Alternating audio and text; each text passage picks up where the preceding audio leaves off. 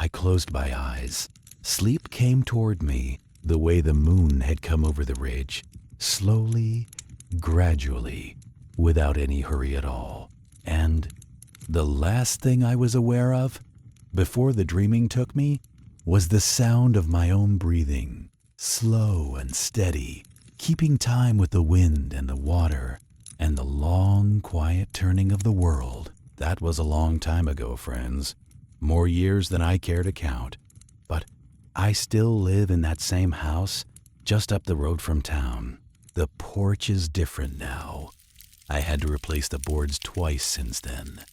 And the rocking chair is a different one, though it sits in the same spot, turned the same direction. The sheriff's office is still there too, though it's been painted since, and the window glass was replaced at some point with something clearer and less wavy. I miss the old glass, to tell you the truth. The new one shows things too plainly. The old one had a kindness to it, a way of bending the world just enough to make it softer. The fire here is getting low, and I reckon it's time I let you rest. The night's gone deep and still around us, and there's nothing left to do but let it carry you where it will. I'm grateful you sat with me tonight, truly.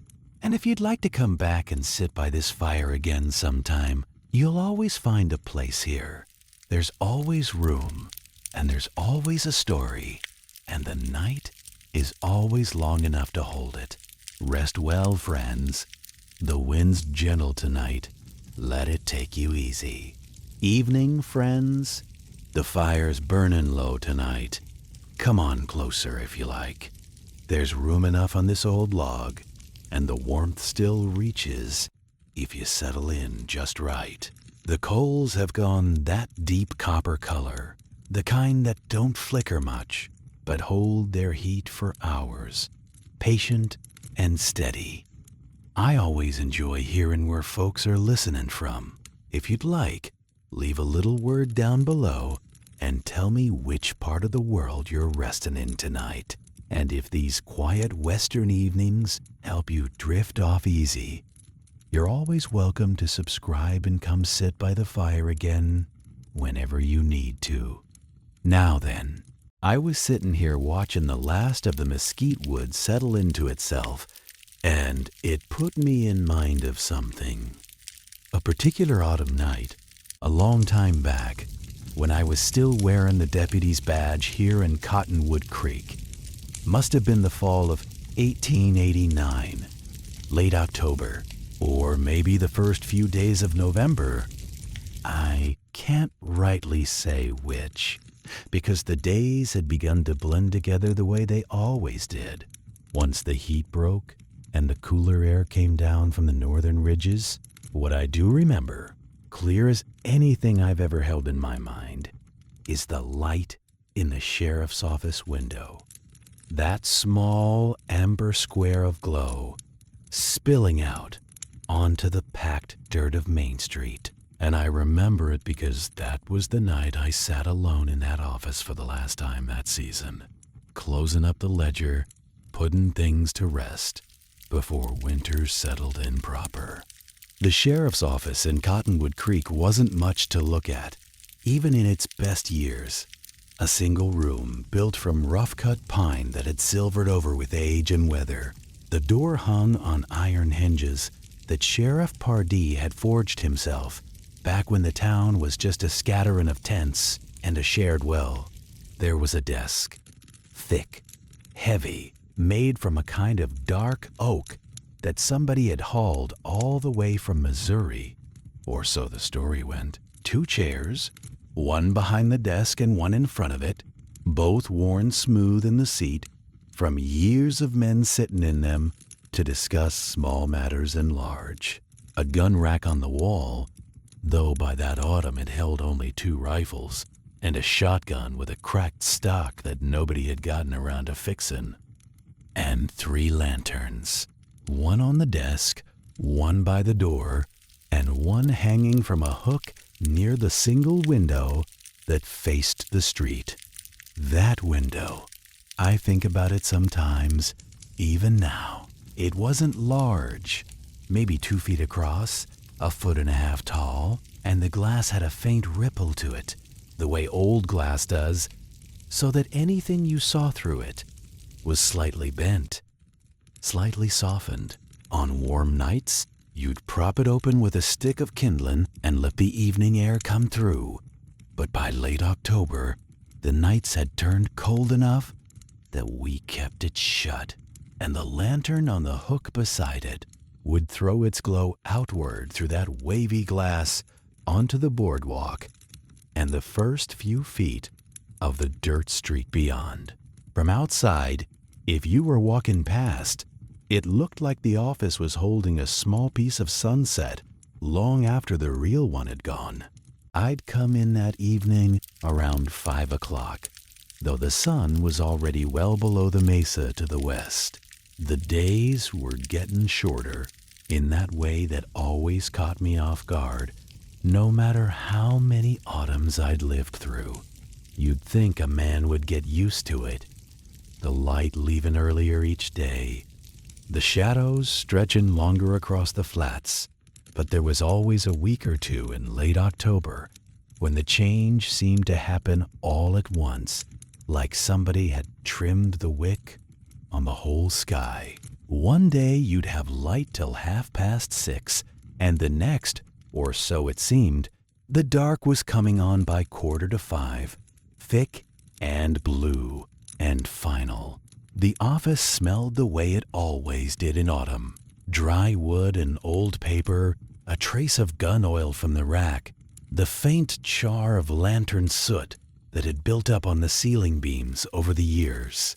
There was a Potbelly stove in the corner, a squat black iron thing with a flat top where Sheriff Pardee used to set his coffee pot, and I'd fed it a few sticks of juniper before sitting down at the desk. Juniper burns different from mesquite or pine. It's got a sharp, almost sweet smell to it, clean and resinous, and it don't smoke much once it catches. The stove ticked as the metal warmed, and the juniper popped now and then with a soft, contained sound, not loud enough to startle, just enough to remind you that something was alive in the room besides yourself. I sat down in the chair behind the desk, and the leather of my gun belt creaked as I settled. The desk was covered in the usual small accumulations of a deputy's work. A stack of papers, mostly reports I'd written over the past week in my own careful hand. Nothing urgent, nothing dramatic. A note about a stray horse found wandering near the Harker property. A record of a broken window at the feed store, which turned out to be caused by a branch that the wind had thrown during a gust 3 nights prior. A receipt for lamp oil purchased from Dunnigan's General Goods. The sorts of things that made up the quiet machinery of a small town keeping itself in order. The ledger sat in the center of the desk, a thick, cloth-bound book with a dark green cover that had faded to the color of sage. Every deputy and sheriff who'd worked in that office had written in it at one time or another. The earliest entries, from 10 or 12 years before my time, were in a hand I didn't recognize. Small, cramped letters pressed hard into the page, the ink gone brown with age. Sheriff Pardee's entries were broad and loose, the handwriting of a man who wrote the way he talked, in long, unhurried strokes. My own writing fell somewhere in between. Neat enough to read, plain enough to understand. I never had much use for flourish in my penmanship or in anything else, I suppose. I opened the ledger to the page I'd been working on and picked up the pen. The inkwell was nearly empty. I'd need to refill it from the bottle in the bottom drawer, but there was enough left for what I had to do. The nib scratched against the paper, and I wrote the date at the top of the entry. I can still hear that sound if I close my eyes. The thin, precise scratching of a steel nib on cotton paper, steady and rhythmic. It's a sound that belongs to lamplight and quiet rooms, to hours when the rest of the world has gone still, and the only company you keep is your own hand moving across the page. What I wrote that night wasn't much, a summary of the week's rounds, the condition of the town, the state of the roads leading in and out, which had begun to harden with the cold after the autumn rains had softened them to mud a few weeks earlier. I noted that the footbridge over Willow Run had a loose plank, the third one from the south end. That would need attention before the first real freeze set it permanently crooked. I noted that the Sutter family's milk cow had gotten through their fence again and been found grazing in the churchyard, which was a regular occurrence that I'd recorded so many times it had become almost a kind of seasonal ritual in the ledger. I noted that the telegraph office had received no messages of concern and that the evening stage from Silver Junction had arrived on time with no incident. Small things, the ordinary pulse of a place that was, for the most part, at peace with itself. I wrote slowly. There was no rush. Sheriff Pardee had ridden out to the county seat 3 days prior for a meeting with the territorial marshal, and he wouldn't be back until the end of the week. That left me in charge of the office, which in practical terms meant I was the only law in Cottonwood Creek, a responsibility that sounds grander than it was. The town had maybe 400 souls in it at that time, counting the ranchers and homesteaders who lived within a few miles of Main Street. It was the kind of place where most disputes were settled over a handshake or a shared meal, and the badge on my chest was more a symbol of order than a tool of enforcement. People respected it, and I respected them, and between those two things, we generally managed just fine. The juniper in the stove had burned down to a bed of coals that glowed orange through the grate. I leaned back in the chair and listened. The office was quiet, but not silent. There's a difference, and you learn it after enough years in a place. Quiet is when the world is still moving, but doing so gently. The stove ticked. The wood of the building settled and shifted the way old wood does when the temperature drops. A faint groan here, a soft creak there. The whole structure adjusting itself to the coolness of the evening. Outside, the wind moved along the eaves with a low, steady sound that was more felt than heard. A kind of pressure against the walls that came and went in slow waves. I set the pen down and flexed my fingers. They were stiff, not from cold, but from the particular kind of ache that comes with age and repetition. I was not yet an old man in 1889, but I was no longer young either. My knuckles had begun to thicken in the way that hands do when they've spent too many years gripping reins and tools and the rough handles of things. The pen felt smaller in my fingers than it used to. I noticed that more and more as the years went on, the way familiar objects seemed to shrink, not because they'd changed, but because my hands had grown stiffer, less certain in their grip. I stood up from the desk and crossed the room to the window. The lantern on the hook cast my shadow long and thin across the floor behind me, and through the rippled glass, I could see the street outside. Main Street in Cottonwood Creek was never what you'd call busy, but in the evening hours of late autumn, it took on a particular kind of stillness that I've never found anywhere else. The boardwalks on either side were empty. The storefronts, Donegan's, the barber shop, the post office, the land office with its faded green door, were all dark. Their windows reflected nothing but the deep blue of the sky overhead. A single horse was tied to the rail outside the saloon 3 doors down, its head lowered, its tail hanging still. I could see the faint glow from the saloon's front window, warm and yellow, and if I held very still, I could just make out the low murmur of voices from inside, though I couldn't distinguish any words.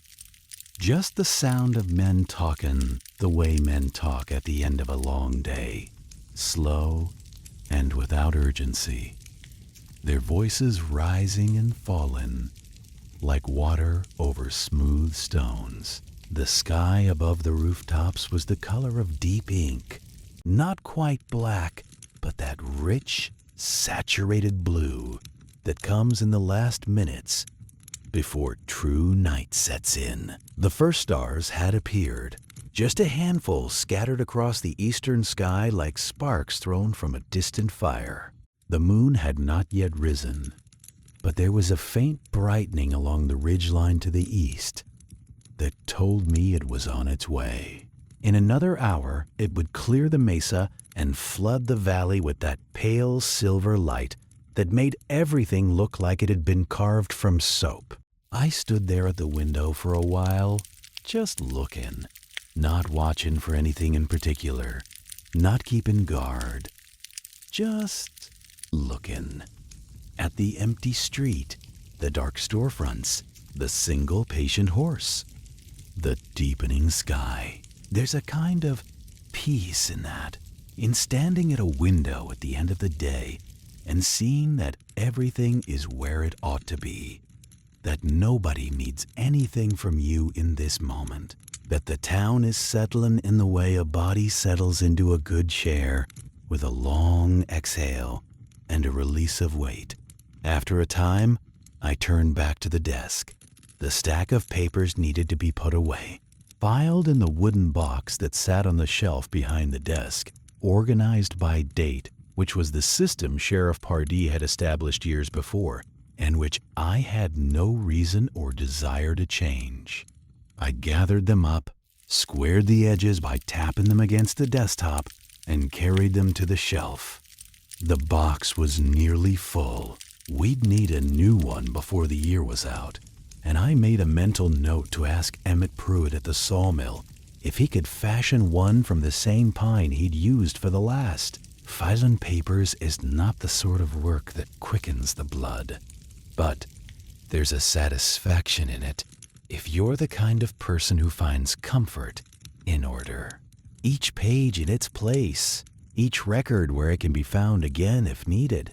The history of a town written in small, undramatic entries, fence disputes and stray livestock and lamp oil purchases, but a history all the same. Somebody, years from now, might open that box and read those pages and know that on such and such a night in the autumn of 1889, the deputy of Cottonwood Creek sat in the sheriff's office and recorded that the footbridge had a loose plank and the Sutter cow had gotten out again. And maybe they'd smile at the smallness of it, or maybe they'd understand that the smallness was the whole point, that a town where the biggest concern is a loose plank and a wandering cow is a town that's doing all right. I closed the box and set it back on the shelf. Then I returned to the desk and sat down one more time. The ledger was still open, and I read back over what I'd written. The ink was dry. The words sat flat and certain on the page, and I was satisfied with them. Not proud, exactly. It wasn't the kind of writing that inspires pride, but satisfied. Everything that needed to be said had been said, in plain language, with no embellishment. That was enough. I closed the ledger.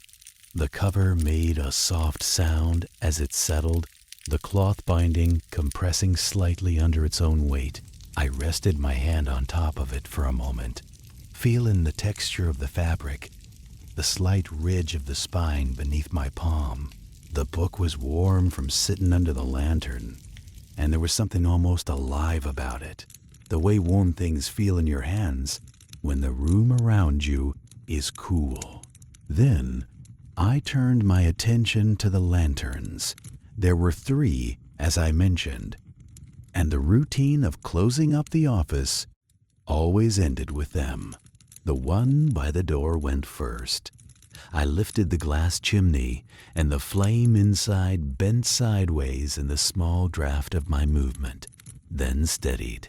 I leaned in and blew, gently, the way you blow on a child's scraped knee. Not hard, just enough. The flame wavered, thinned to a blue thread, and went out. A wisp of smoke curled up from the wick, pale against the darker air, and the smell of it, that particular, acrid, sweet smell of a just extinguished oil lamp, filled the space around me for a moment before dissolving. The room grew dimmer. The shadows that had been held at bay along the walls crept inward a few inches, filling the corners more fully. The stove still glowed, and the 2 remaining lanterns still burned. But the quality of the light had changed. It was softer now, more concentrated, pooled around the desk and the window, rather than spread across the whole room. I moved to the lantern on the desk. This one was older than the others. A brass-bottomed piece with a dented reservoir and a chimney that had been cracked and repaired with a thin strip of tin that Sheriff Pardee had soldered in place one quiet afternoon. The flame inside it was small and steady, barely an inch tall, and it gave off just enough light to read by if you held the page close. I lifted the chimney, blew, and the flame died in the same way. That brief thread of blue, that curl of smoke, that moment of dimness as the room adjusted to one less source of light. Now only the window lantern remained, and this was the one I always left for last, not out of any particular superstition or sentiment, but because it was the one that faced the street. It was the light that anyone walking past would see, the light that told the town the office was occupied, that someone was tending to things, that order was being kept. When that lantern went out, the office went dark, and the small amber square on the street disappeared, and the building became just another shadow among shadows. I stood beside the window and looked out. One more time, the street was the same, empty, still, the horse at the rail, the faint glow from the saloon. But the sky had deepened further, and now I could see more stars, clusters of them emerging from the dark the way wildflowers emerge from bare ground in spring.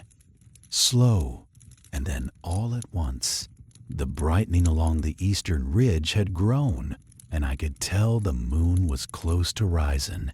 The air coming through the gaps in the window frame was cold, carrying with it the dry, mineral smell of the desert at night, sage and dust and something else, something that has no name, that belongs only to open country after the sun goes down. I reached for the lantern. My hand rested on the base of it, and I paused, not because I was reluctant to put it out, not because I was holding on to anything. I paused because the moment was simply worth pausing in. The quiet of the room, the glow of the last lantern, the dark streak beyond the glass, the sound of the wind, steady and low, moving along the building like a hand across a sleeping animal's back. These were the moments that made up a life in Cottonwood Creek. Not the large ones, not the dramatic ones, but the ones where you stood still and let the world be exactly what it was. I lifted the chimney. The flame leaned toward me, as if it knew. I blew softly, and it was gone. The office went dark. Not completely. The stove still held its coals, and a faint reddish glow leaked from the grate, enough to make out the shapes of the desk and chairs and the gun rack on the wall. But the lamplight was gone, and with it, the amber square on the street. I stood in the near dark and let my eyes adjust. The window, without the lantern beside it, became a rectangle of deep blue, and through it I could see the stars more clearly now, undimmed by the competition of the flame. I put on my coat.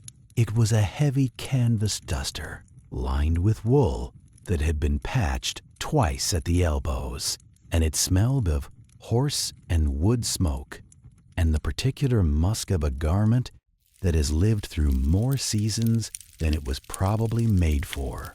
The collar was stiff from dried sweat, and I turned it up against the back of my neck as I buttoned the front. My hat was on the peg by the door, a wide-brimmed felt that had been dark brown once, but had faded to something closer to the color of dried mud. I settled it on my head, and the familiar weight of it was a comfort, the way familiar things are. I opened the door, and the night came in, not rushing, not aggressive, just there, the way night is when it's had time to settle. The air was cold and dry and perfectly still in that moment between gusts, and it carried the smell of the town at rest. Wood smoke from chimneys up and down the street, the faint sweetness of hay from the livery stable a block south, the clean mineral scent of the creek that ran along the eastern edge of town, just beyond the last row of buildings. I stepped out onto the boardwalk and pulled the door closed behind me. The latch clicked, and I turned the key, a large iron skeleton key that I kept on a ring with two others, one for the back door of the office and one for the storage shed behind the building, where we kept the extra supplies. The lock was old and required a firm turn, and there was a satisfying weight to it, the feel of a mechanism engaging properly, of a thing being secured. The boardwalk under my boots was solid and cold.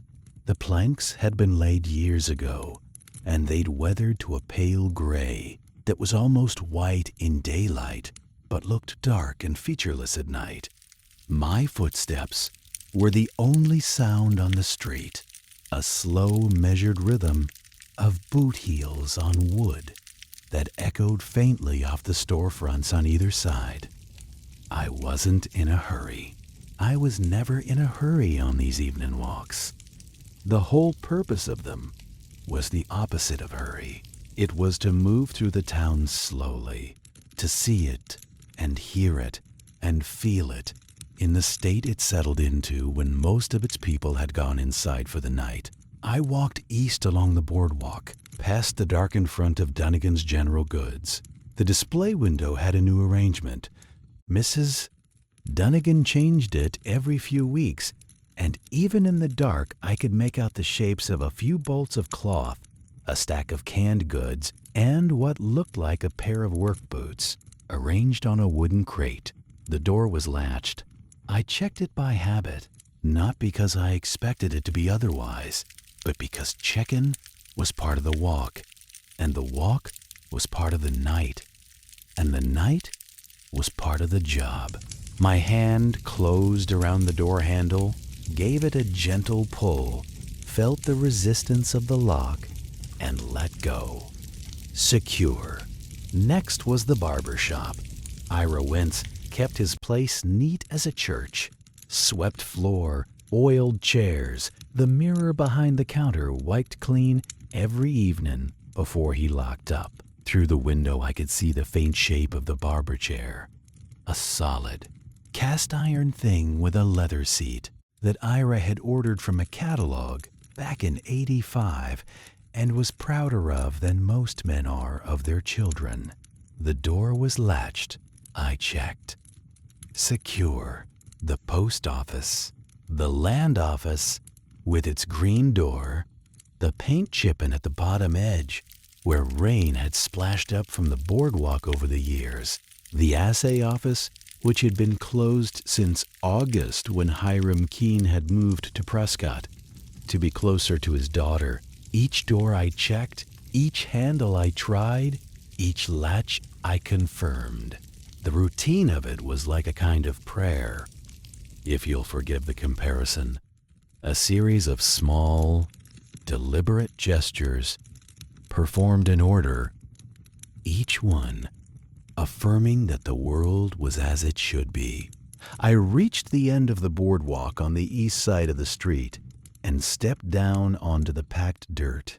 The ground was hard beneath my boots, almost like stone in the cold, and my footsteps made a different sound here, duller, more absorbed, without the hollow echo of the wood. I crossed the street at an angle, heading toward the south side, where the livery stable sat at the corner of Main and the road that led out toward the creek. The livery was run by a man named Gus Cartmill, who was, as far as I could tell, one of the most contented people in the territory. Gus loved horses, not in a sentimental way. He wasn't the type to give them pet names or talk to them like they were people, but in a deep, practical way that showed in how he cared for them. His stalls were always clean. His feed was always fresh. His tack was always mended. The horses in his care were calm and well kept, and I believe they understood, in whatever way horses understand such things, that they were in good hands. The stable doors were closed, which was usual for this time of night. I could hear the horses inside, the soft shuffling of hooves on straw, the occasional low nicker, the sound of a large animal breathing in the enclosed warmth of the barn. There was a comfort in those sounds. They were sounds of life being tended to, of creatures at rest, of the simple agreement between man and animal that said, "I will keep you safe tonight, and tomorrow we will work together again." I didn't go inside. There was no need. Gus was thorough in his locking up, and the stable was as secure as any building in town. But I stood outside the doors for a moment, listening. A horse, I couldn't tell which one in the dark, let out a long, slow breath through its nostrils, the kind of exhale that sounded almost human in its weariness and contentment.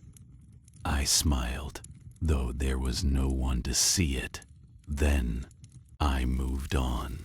The south side of Main Street was quieter than the north, mainly because there were fewer businesses and more residences. The widow Harkness lived in a small frame house set back from the street, and her front window showed a single candle burning behind a lace curtain. She was a woman of precise habits. She lit that candle every night after supper and let it burn until she retired, which was always at 9 o'clock. I'd noticed this over the years, the way you notice the rhythms of your neighbors when you walk among them regularly.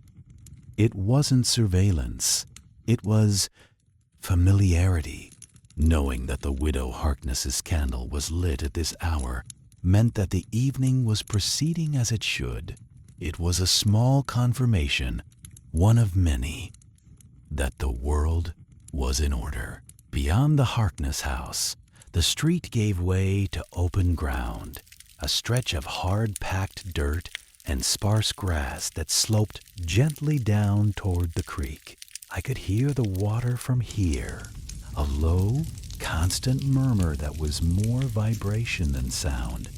the kind of thing you feel in the ground under your feet as much as you hear, with your ears, Cottonwood Creek. The creek itself, not the town, ran year-round, fed by springs somewhere up in the hills to the north. And even in the driest months, it kept a thin, steady flow that darkened the stones in its bed and drew the cottonwood trees that gave it, and the town, their name. I walked down to the edge of the water and stood there. The creek was maybe 6 feet across at this point, running over a bed of smooth, round stones that had been polished by centuries of current. In the dark, the water was a strip of movement between two still banks. I couldn't see the surface clearly, but I could hear it, and I could feel the faint coolness that rose from it, different from the dry cold of the desert air. It smelled of wet stone and earth, a clean, old smell that had nothing of human life in it. Just the land doing what the land does, moving water from one place to another, slow and patient and without end. The moon had begun to rise while I was walking. It appeared above the eastern ridge as a broad, pale arc, and as it climbed, the light it cast spread across the valley like a slow tide. The creek caught it first. The surface of the water brightened, and suddenly I could see the ripples and eddies, the places where the current broke around a stone or a root, the smooth places where it ran deep and fast. Then the light reached the buildings of the town behind me, and the rooftops took on a faint silver gleam, and the shadows beneath the eaves sharpened. Moonlight in the desert is a particular thing. It doesn't soften the world the way it does in greener places, where trees and grass and mist diffuse it into something gentle. Out here, where the air is dry and clear, the moonlight is sharp. It makes hard edges. It picks out individual stones, individual blades of dry grass, the distinct lines of fence posts and roof beams. Everything looks precise and defined and very, very still, like a photograph taken in silver and held up for your inspection. I stood by the creek and let the moonlight settle over me. My shadow fell behind me on the hard ground, long and thin, angled away from the water. The cold was deepening. I could feel it in my ears and the tips of my fingers. But it was a good cold, the kind that sharpens your senses rather than dulls them, the kind that makes you aware of every inch of your body, of the warmth of your own blood, of the weight of your coat on your shoulders and the press of your hat on your head. You feel most alive, I think, when the cold reminds you that you are warm. After a while, I couldn't say how long. Time moves differently by water at night. I turned and walked back up the slope toward town.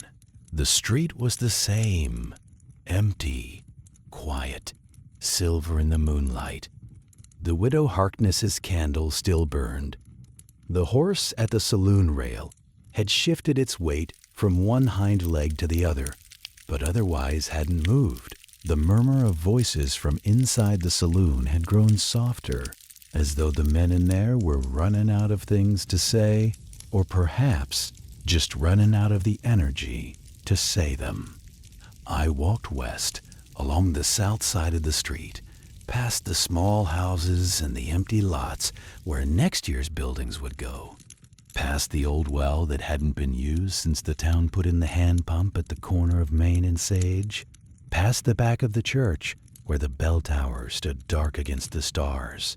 The church was Baptist, the only church in Cottonwood Creek at that time, and its bell was a modest bronze piece that Reverend Dawes rang every Sunday morning at 10 o'clock. It had a clear, warm tone that carried across the whole valley, and on still mornings you could hear it from as far away as the Harker place, which was 3 miles out. I liked that bell. I liked the idea that a sound could travel that far and still arrive whole, still recognizable, still carrying the intention with which it had been struck. I turned north at the end of the block and came back around to Main Street from the west end. The office was just ahead, dark now, its window a black rectangle instead of the amber square it had been an hour ago. I looked at it as I approached, this small building where I spent so many hours of my life, and I felt what I always felt when I saw it at the end of a night walk, a kind of quiet gratitude. Not for the building itself, which was just pine and iron and glass, but for what it represented. A place where somebody sat and kept the records. A place where the lantern burned. A place where order was maintained, not through force or fear, but through the steady, undramatic work of paying attention. The boardwalk creaked under my boots as I climbed back up. I passed the office door without stopping. I'd locked it, there was no need to check, and continued along to the corner where Main Street met the road that led north toward my own place. My house was only a quarter mile from the center of town, close enough to walk easily, far enough to feel separate. It was a small house, 2 rooms and a covered porch, built from the same silvered pine as most of the buildings in Cottonwood Creek.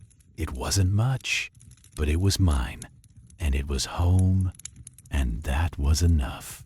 The road north was unpaved and bordered on both sides by low scrub and the occasional cottonwood tree. In the moonlight, the trees cast long, intricate shadows across the road, and walking through them was like walking through a series of cool, dark rooms separated by bars of silver light. My boots crunched softly on the gravel, and the sound seemed to belong to the night, to be part of it rather than an interruption. I thought about the ledger as I walked, about the entries I'd written that evening, and all the entries that had come before, season after season, year after year. There was something about the accumulation of those small records that moved me in a way I couldn't quite explain. Each one, taken alone, was trivial. A loose plank, a stray cow, a delivery of lamp oil. But together, stacked one upon another in that green cloth-bound book, they formed something larger, a portrait of a place that was, for all its ordinariness, deeply alive, a town that needed its planks fixed and its cows found and its lamps filled, a town that went about its days and nights with the quiet industry of a hive, each person doing their small part, not for glory or recognition, but because the doing was the thing itself. I reached my house and climbed the 3 steps to the porch. The wood was cold through my boot soles. The rocking chair sat where it always sat, slightly turned toward the south, so that whoever sat in it would have a view down the road toward town. I didn't sit down. The cold was too deep for lingering outdoors. But I stood on the porch for a moment and looked back the way I'd come. I could see the town from here, not clearly, not in detail, but as a collection of shapes against the sky, rooftops and chimney pipes and the square bulk of the livery stable and the narrow steeple of the church. A few windows still held light. The saloon was brightest, its glow spilling from the front windows and the open door. The Widow Harkness's candle was a tiny pinprick, barely visible at this distance, and everywhere else, darkness, the good, settled darkness of a town at rest. The sky above was filled with stars now, more than you could ever count, more than you could ever name. They spread from horizon to horizon, in a great silent canopy that seemed close enough to touch and far enough away to be beyond all reaching. I'd seen that sky every night of my life in Cottonwood Creek, and it never stopped being something to look at. Not because it changed. It didn't. Not in any way I could perceive, but because I changed. Each night, I was a little older, a little more worn, a little more aware of the distance between where I stood and where those lights burned. And each night, the sky received my looking with the same vast, unhurried patience it had always shown. I went inside. The house was cold. I hadn't left a fire burning, and the air had that still, enclosed quality of a room that's been empty all day. I lit a lamp, just one, a small tin lantern that I kept on the table by the door, and carried it to the kitchen. There was bread in the box, left over from 2 days prior, and a jar of preserves that Mrs. Dunnigan had given me in exchange for helping her move a shelf in the back of the store. I ate standing up, slowly, not because I was particularly hungry, but because eating was part of the rhythm of the evening. The same way closing the ledger and putting out the lanterns and walking the street were part of it. Each action led to the next, and together they formed a sequence that carried me from the end of the workday to the threshold of sleep. The bread was dry, but still good. The preserves, plum, I think, or maybe wild grape. It was hard to tell in the dim light, were sweet and slightly tart, and they softened the bread enough to make it pleasant. I ate half the slice and wrapped the rest in a cloth for the morning. Then I washed my hands in the basin, dried them on the towel that hung from a nail on the wall, and carried the lamp to the bedroom. The bedroom was small. A bed, a washstand, a wooden chair, a hook on the wall for my coat. The bed was narrow, just wide enough for one, and the mattress was stuffed with corn husks that rustled whenever I moved. The blankets were wool, heavy and warm, and they smelled faintly of the cedar chips I kept in the chest at the foot of the bed to discourage moths. I hung my coat on the hook, set my hat on the chair, unbuckled my gun belt, and laid it on the washstand, where I could reach it in the dark if needed. Though in all my years in Cottonwood Creek, I had never once needed it in the night. I sat on the edge of the bed and pulled off my boots. The left one came off easy. The right one, as always, required a bit more effort. The leather had shaped itself to my foot over the years and held on with a familiarity that was almost affectionate. I set them side by side at the foot of the bed, toes pointing toward the door, which was another habit so old I couldn't remember when it had started or why. Maybe it was a thing my father had done. Maybe it was something I'd seen another man do and adopted without thinking. Either way, it was part of the routine, and the routine was part of the night, and the night was carrying me gently towards sleep. I lay back. The corn husks shifted and settled beneath me, and the wool blankets were heavy and warm across my chest. The lamp was still burning on the washstand, and its light moved slightly with each small draft in the room, making the shadows on the ceiling sway in a slow, lulling rhythm. I watched them for a while, not thinking about anything in particular, just watching the way the light played across the rough boards of the ceiling, the way the shadows pooled in the joints between the planks, the way the whole room seemed to breathe with the gentle movement of the flame. Through the wall, I could hear the faint sound of the wind outside. It had picked up slightly, not enough to rattle the windows, just enough to make its presence known. A low, steady voice that spoke in a language older than any I knew. And beneath the wind, if I listened carefully, I could hear the creak. Not the water itself. I was too far away for that.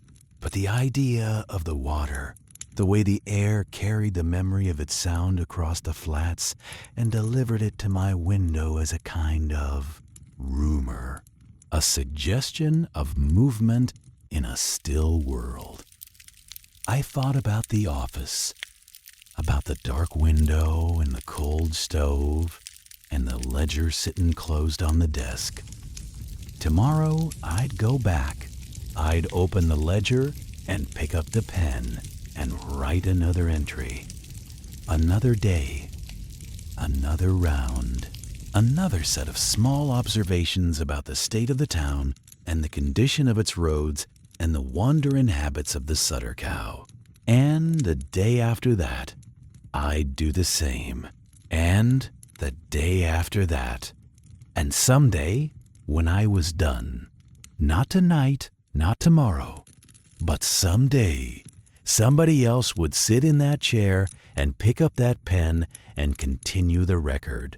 The ledger would go on. The town would go on. The lanterns would be lit and extinguished. Lit and extinguished in a rhythm as old and steady as the creek that gave this place its name. I reached over and turned down the wick on the lamp. The flame shrank, thinned, wavered, and went out. The room went dark, and the darkness was complete and gentle, and it held me the way deep water holds a stone, fully, without effort, without end. Outside, the wind moved across the prairie. The stars burned in their ancient patterns. The creek murmured its endless murmur. And Cottonwood Creek, the town, my town, the place I had lived all my years and would live all the rest, settled into the night like a hand settling into a well-worn glove. Each building in its place, each door latched, each window dark or softly lit, everything accounted for, everything at peace.